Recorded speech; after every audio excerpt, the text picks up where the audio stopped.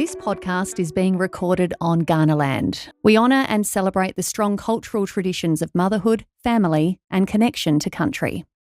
How Motherhood Changed Me is brought to you by Harrison Macmillan, Australia's leading recruitment firm run by women who live by values that make their mothers proud.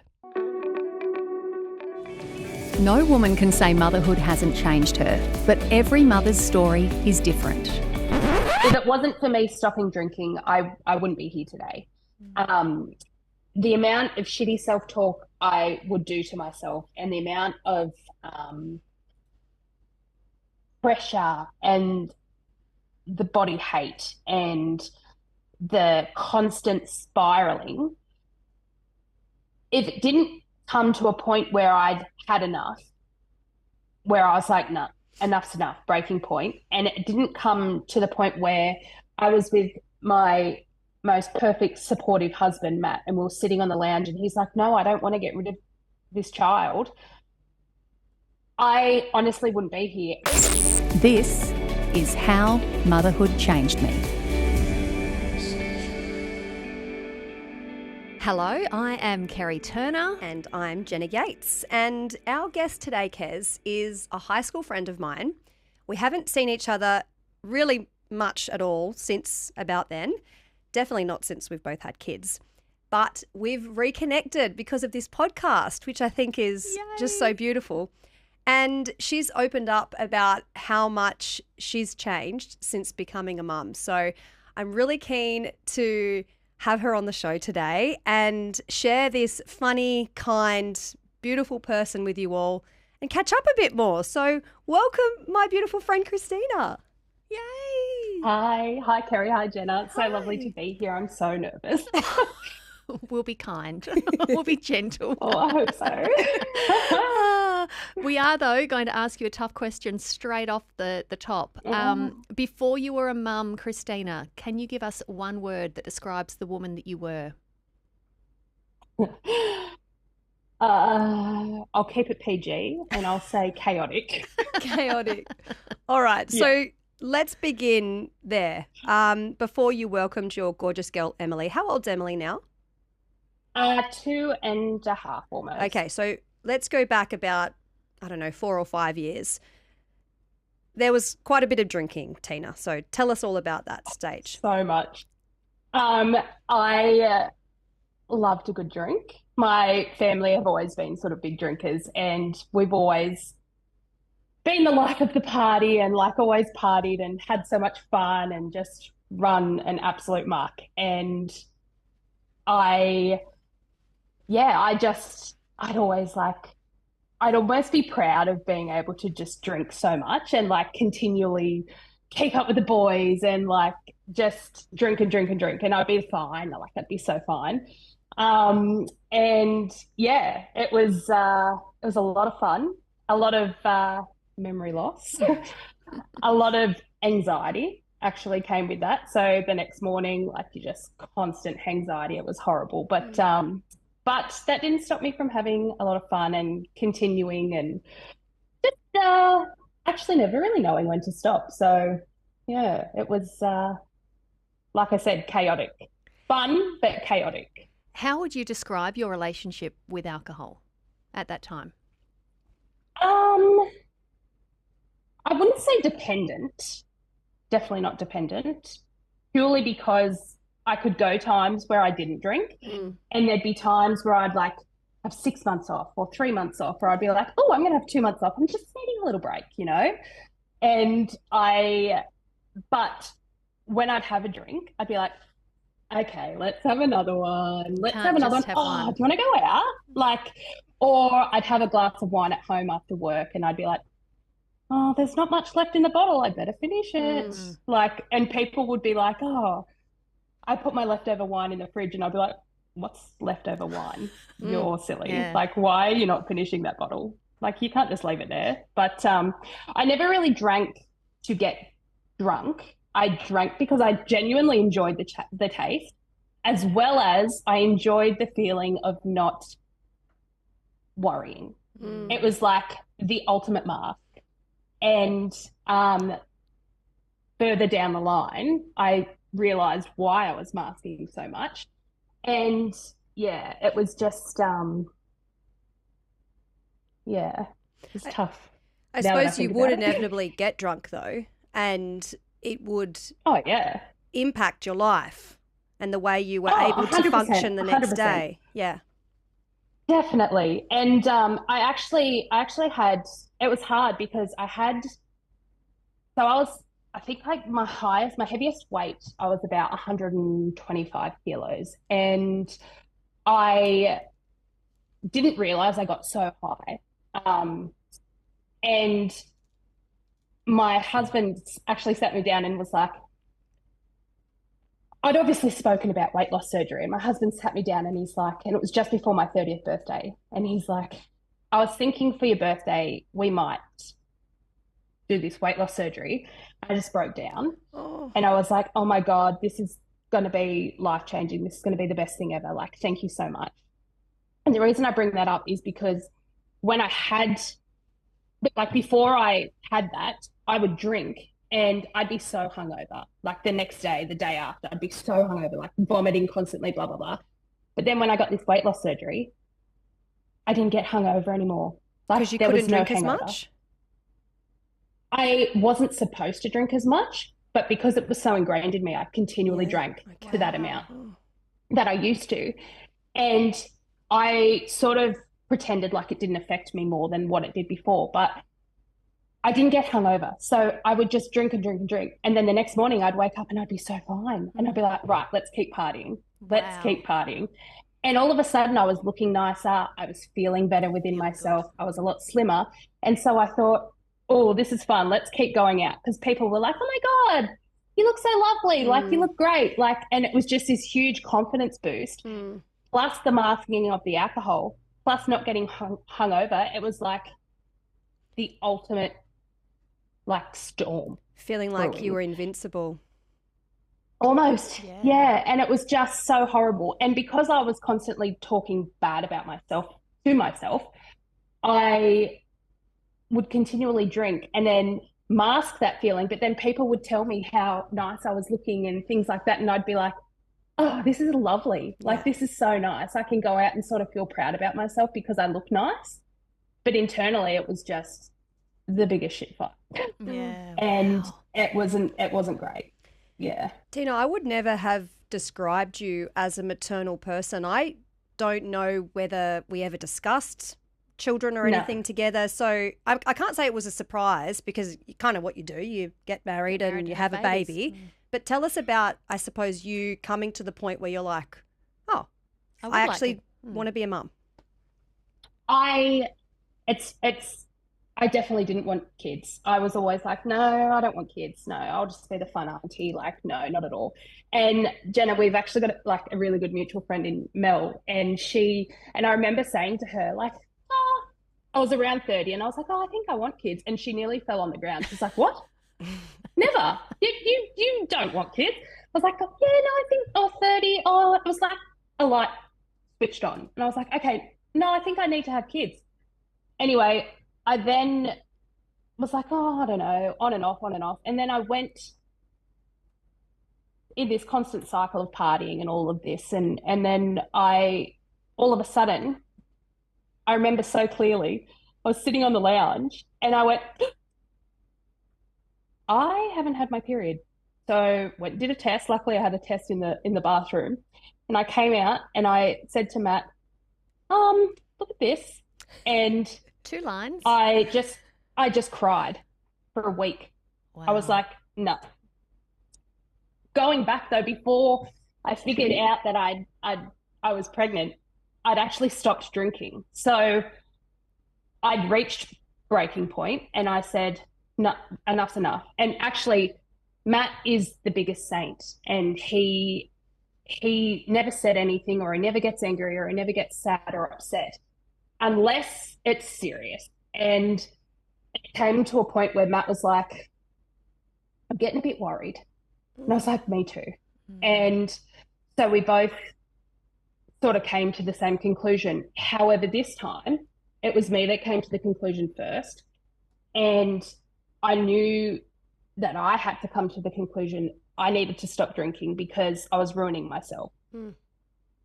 I'm just so grateful now that I came to that conclusion before we even thought about getting pregnant. Because when I did become pregnant, when I realized I was, even though I cried for like a week, I still was like, thank friggin' God I haven't been drinking. Yeah. So there was that switch in my whole mentality and my whole demeanor and my whole life before I fell pregnant. It wasn't that because I was pregnant, I had to stop drinking. I stopped drinking for myself and I stopped drinking for my husband and I stopped drinking for our marriage and my life and my health. And it was just such a beautiful blessing that I'd done that before I fell pregnant with Em. And, but yeah, like you said,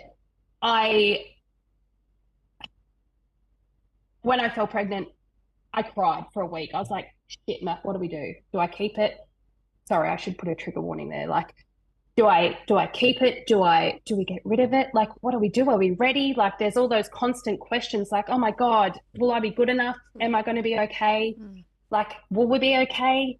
And he's like, well, it's up to you, but I don't want to get rid of it. And I was like, I don't want to get rid of it either. And I'm so grateful that we didn't, obviously, because Em has been the biggest blessing in our lives. And yeah, it's completely changed me, for lack of a better word. Wow. How old were you at the point of finding out you were pregnant? Given that you'd had those ideas, those thoughts of maybe I want probably kids. Yeah, so around 30 I decided like, yeah, no, we should have a baby. Like I might be okay being a mum. And then I think I was 31 or 32. I'm hopeless. I'm 35 at the moment and Em's 2.5, so whatever that is back. So the wanting a baby was in the back of your mind. You stopped drinking 3 months later. Yeah.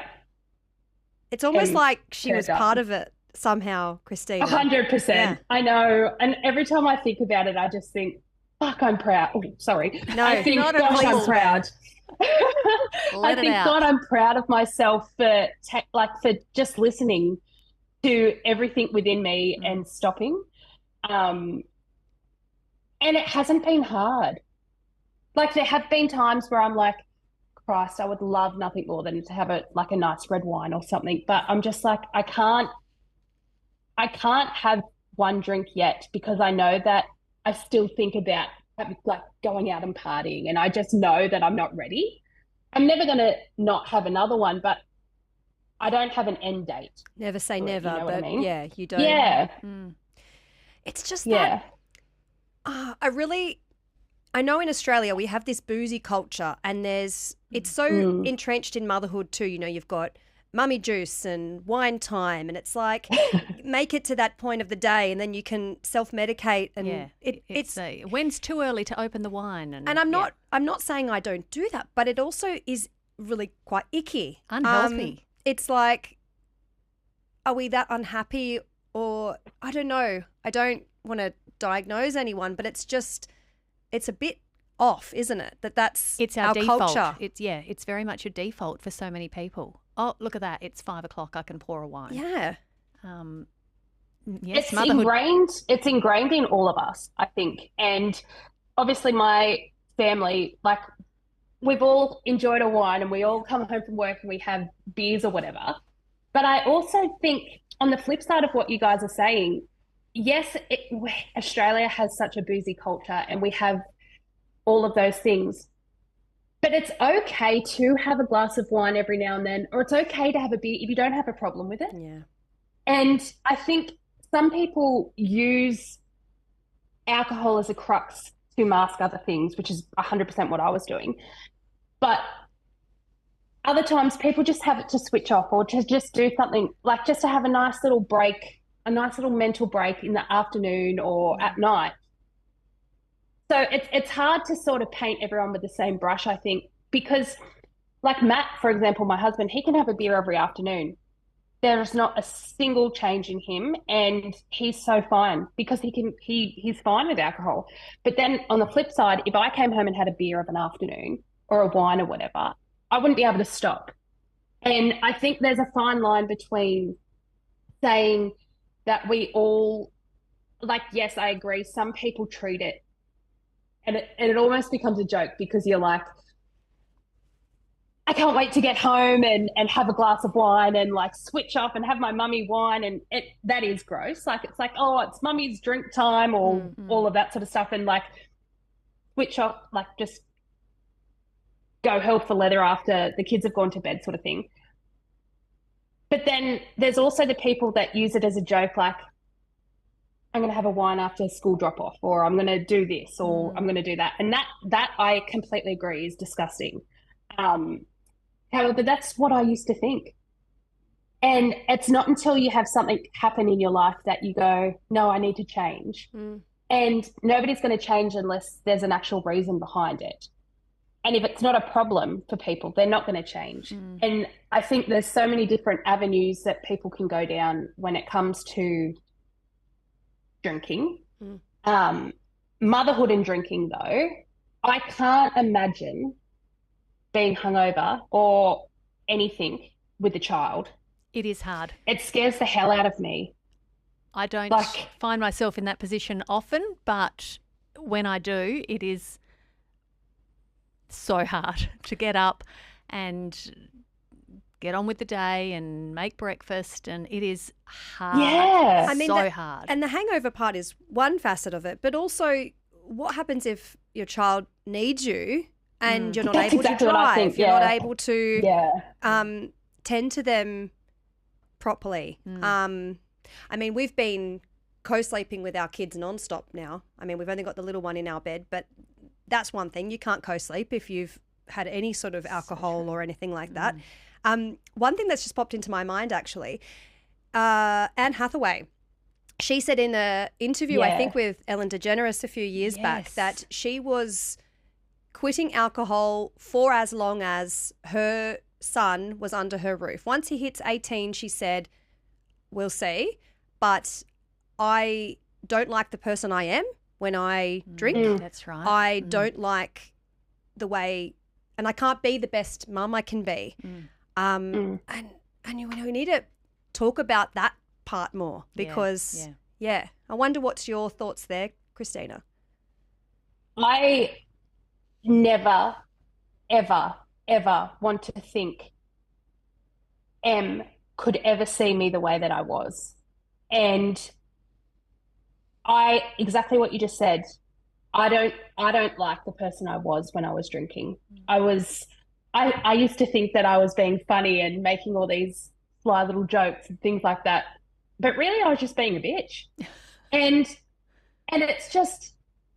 it's so crazy to me to think that it's such a standardized form of socializing that can completely change the demeanor of a person, or it can completely change the way that somebody speaks to somebody who's a true friend just by a few drinks, because it alters your chemistry in your brain and it alters the way you think and it alters it diminishes any filter.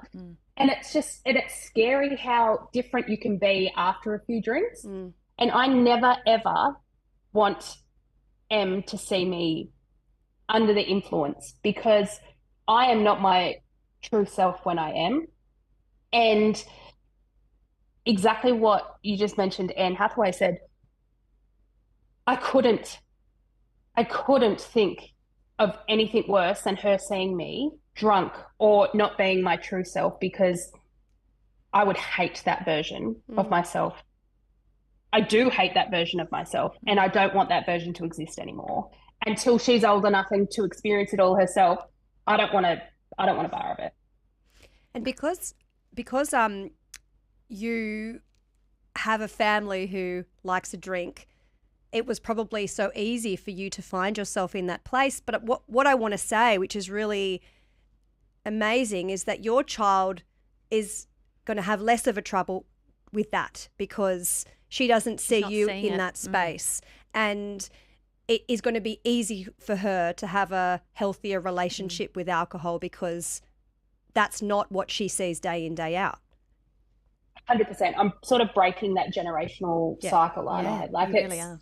It's something that it's so important to me, and it's not to say that my family are the worst because I love them more than anything. It's just that I don't want to portray that image to my daughter or my son eventually if we have one or anything like that. I want to be the best version of myself, and I want to be healthy, and I want to have a healthy relationship with all of that. And I want to have a healthy relationship with my daughter. And in order to do that, I can't drink. Kristina, you mentioned that you identified that the drinking was masking other things going on.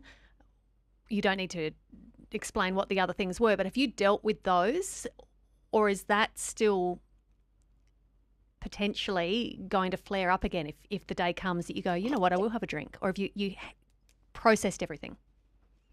So basically, once I stopped drinking, I had to sit with myself. And I had to hear all the voices in my head and all the chats and all the real and the raw and the vulnerable sides of myself. And I was like, holy shit, this is a lot. This is a lot. I went from being such an outgoing person to being such an introvert. I don't think I went out for like 2 years, and I just used M as an excuse because I was like, I can't go to the pub. I'm boring. I'm no one if I'm not drinking. Like where's my personality? Where's my social lubricant to help me chat to people? And I was a shell of myself dealing with all of that and coming to terms with the fact that no, I can be okay. I'm still Kristina. I'm still me. I just don't have to drink to show people that. And it's funny, the social circle has gotten a lot smaller, but it's gotten so much more substantial, and it's gotten so much more fulfilling since not drinking, because the people that I do spend my time with are just so incredibly wonderful, and they accept me for me. And when I stopped drinking, I was like, the anxiety has gone away. And I always thought I had anxiety and depression. Turns out I had ADHD. And wow. I'll admit, I self-diagnosed myself from TikTok. And I was like, hang on a second, I have all of these symptoms. It's everything. Me. I was scrolling, and I said, ticking Matt, boxes. I think I've got ADHD. And he's like, what are you talking about? I'm like, well, TikTok tells me that this. And he's like, oh, Christ. Here we go. Anyway, yeah. So I actually spoke to my doctor, and she's like, well, yeah. We all know that it takes a village to raise a child, and our friends at Harrison Macmillan know that it also takes a team to build a successful business. And they're here to help you find the right team members. Mums understand the value of asking for help, and businesses should too. Harrison Macmillan specialises in recruiting top talent, so you don't have to go it alone. They have the experience and network to ensure you get the best candidates. With over 500 clients across Australia, they are well known for their people-centric expertise. They don't see themselves as just a recruitment agency, but as your strategic talent partner committed to meeting your unique staffing challenges. And outsourcing to them means you can focus on what you do best. Visit harrisonmacmillan.com.au to learn more about how they can support your business, just like a village supports a family. Anyway, so I went down the route of getting officially diagnosed, and it wasn't until I was speaking to the psychiatrist and I just bawled my eyes out. My whole life made sense. Every single thing made sense. I was even down to things like having a flirtatious nature, like not finishing I've started so many courses in my whole entire life, and I've never finished one. I could be almost a bloody doctor by now, but I wouldn't have finished the course because something else came along. Finish things. It's wild. And then because thanks to TikTok, I was ticking all these boxes, and I was like, oh, okay, no, this makes sense. Anyway, got diagnosed, finally got the medication. And my life has changed tenfold. And I remember talking to the psychiatrist and sitting down and just bawling my eyes out, because every single thing she said, I was like, holy shit, there's a reason why I am the way I am. There's a reason for this. It was like the biggest weight off my shoulders.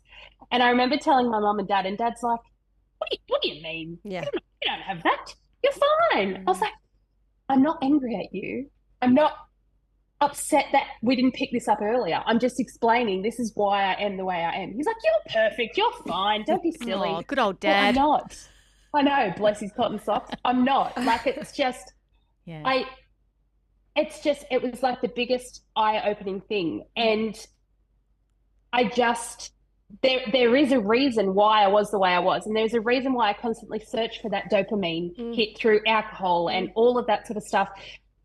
And until that I got diagnosed, I was like, oh my God, there's ways that I can fix myself. There's ways that I can better myself. And there's ways that I can continually become a better person based on how my brain works. And I encourage absolutely anybody who's ever struggled with any sort of addiction or any sort of constant mental health battle to go and chat to somebody and ask the questions on the outlier of things that you might think that you have, but you're not 100% sure, because it might help you. And I mean, it's bloody helped my life drastically.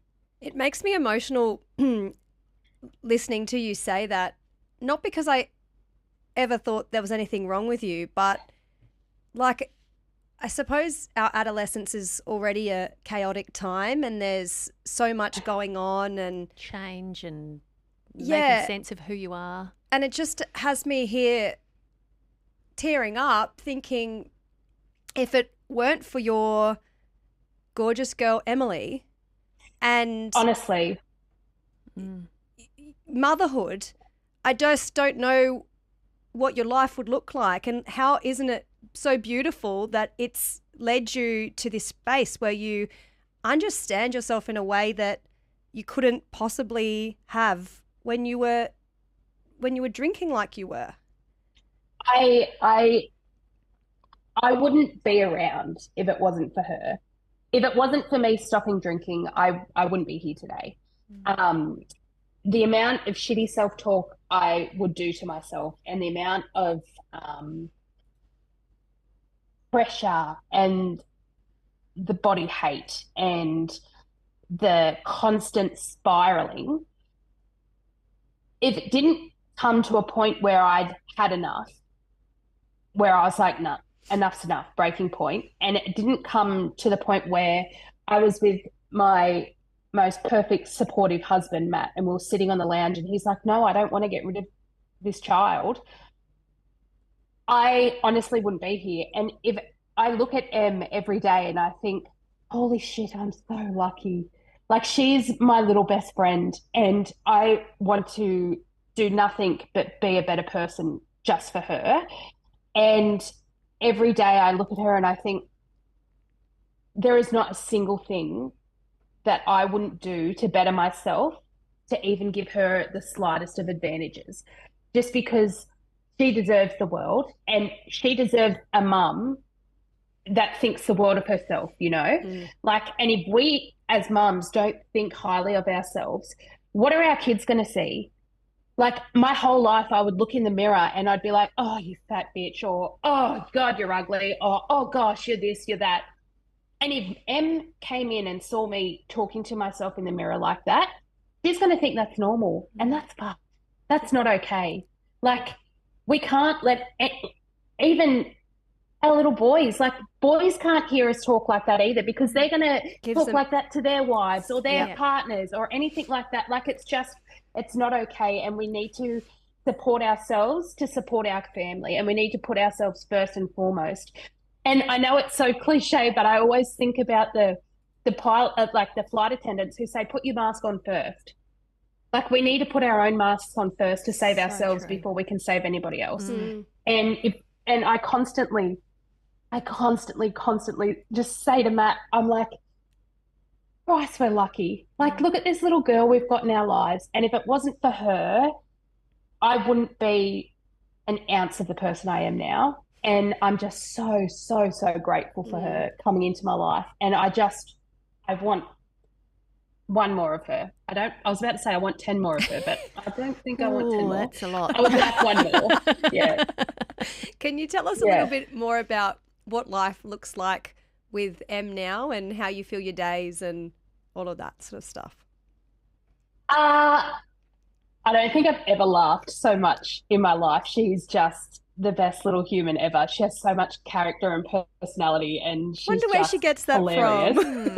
Mini me. Um, but I work full time, and I have constant bing bong energy that I'm just like, no, I need to be on the go all the time. But she's the same. And I think knowing how my brain is wired now helps me to fill our days to ensure that she's not bored or doing all of those sorts of things, because I'm pretty sure she's just a little mini me. And I see things now and I think, oh, okay, I know how to work this one out, because like I would do this if it was me, sort of thing. But yeah, no, I'm working full time, and just running an absolute muck with Em. Like, we're so lucky we live on acreage, so we're constantly out riding our motorbikes or running around playing with the chickens and the dogs and all of that sort of stuff. So we have so much fun. But each day I just am so grateful for the life that we live, because we're so lucky to live where we are.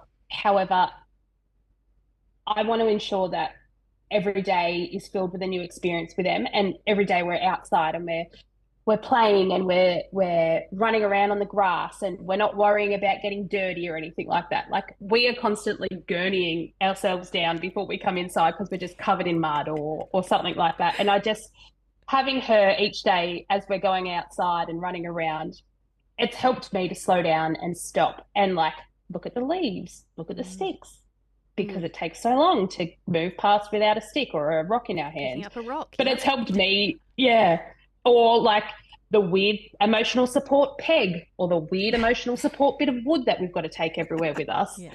And like the other day we went away and I said, Em, grab some toys so we can take with us. We're going camping. And she comes out with a tea towel, a shopping bag and a peg. And I was like, what a legend.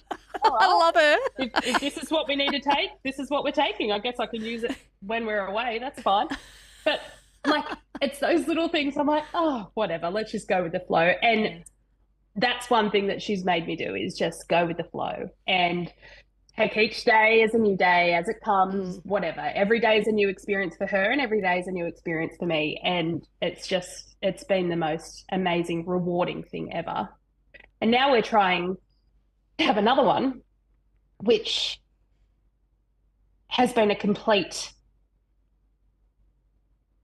180. Like, we fell so easily and unexpectedly with Em, and now it's almost a year trying for another one with one miscarriage, and it's just like, holy shit, why is it so hard? When like, it was so easy all first of a sudden, exactly, all of a sudden it goes from one thing unexpectedly to trying every single thing you can to have another one, and it's just like, why is this happening?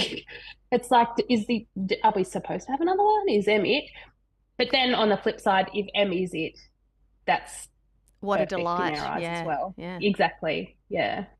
You mentioned before about, excuse me, been crying over here, so I have a we bit both of have frog been. in my throat. She's had us both tearing up.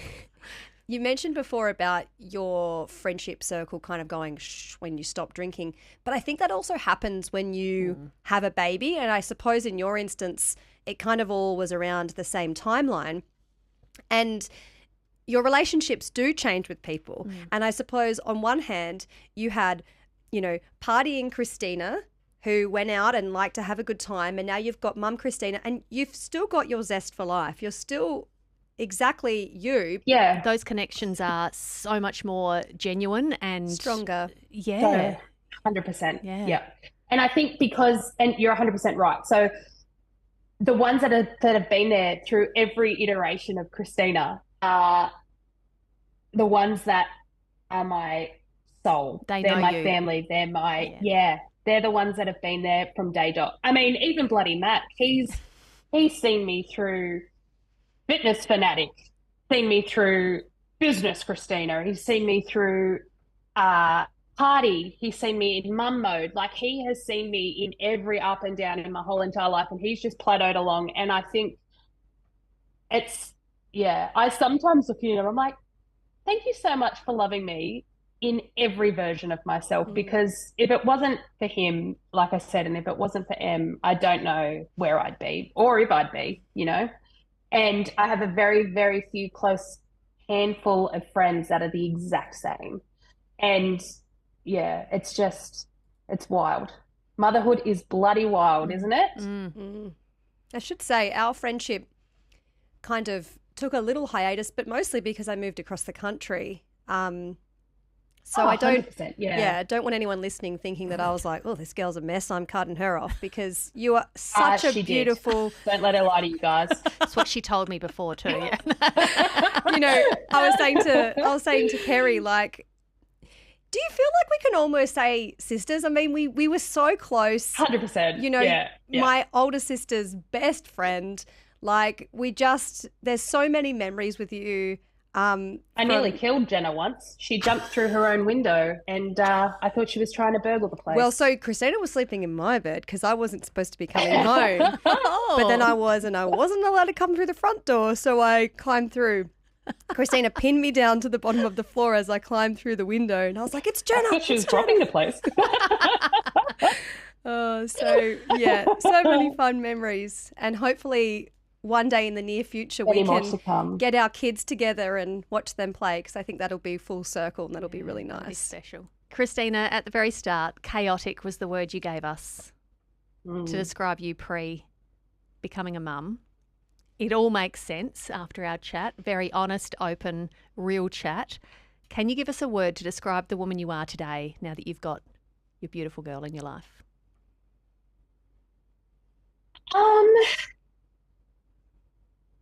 Raw, I think, or vulnerable. A clean slate. Oh God, I can't even answer in one word. It's okay. Give us 7 words. If I can do a hyphenated word, I'd say a clean slate. Because that's what motherhood's given me, a clean slate to start fresh and start over and just build myself back up from scratch, because I was quite low and I was at the very bottom, and motherhood has brought me nowhere near to the top, but I'm on my way there for sure. I think you're doing a good job. I hope that everybody that ever doubts themselves or questions themselves can take one little thing from this and just say, your worst day is only one day, and the next day is going to be better, and the day after that's going to be better. And if you continually listen to your heart and listen to your soul and know that there are better days ahead and there are better things in life than your rock bottom, then you're on the right path, I think. And motherhood helped me stay on that path. Love that. Oh, that's just right in the heart. And you're reliving your childhood through M now, I suppose, and getting to rewrite some of those memories. So 100%. It's the best thing ever. I am just, it's funny. She goes to bed and you're just cooked at the end of the day and you're like, oh God, can you go to bed? Is it 7 o'clock yet? Is it 7 o'clock yet? And then 7:05 rolls around and I'm looking at photos and I'm like, oh, this is fun. Oh, Matt, look at our little girl. This is great. And I'm like, oh God. Yeah. Why can't I be like this during the day sometimes? You know what my trick is though? Take the photos on live mode. So there's a lovely, gorgeous photo of my 3 boys smiling. That's true. And then I can hold the photo down and then I can hear the screaming that is also behind those lovely reminder smiles. Of reality. And I'm like, that's right. So that's what you need to do. So in the nighttime scroll, you can remind yourself of the soundtrack you had for your day. Oh, God. My watch will often go, are you in a loud environment? You're at 90 decibels. And I'm like, no, it's just me and Em living our best lives. And then I get upset when she's too loud. I'm like, well, that's my own fault. Love it. You're amazing. Thank you so much. It was such a beautiful catch up. I love you both. Thank you so much. Thank you. Mwah. Thank you so much for joining us on How Motherhood Changed Me. We'd love you to be part of the conversation by connecting with us on social media. And if you enjoyed this episode, please rate, review and subscribe.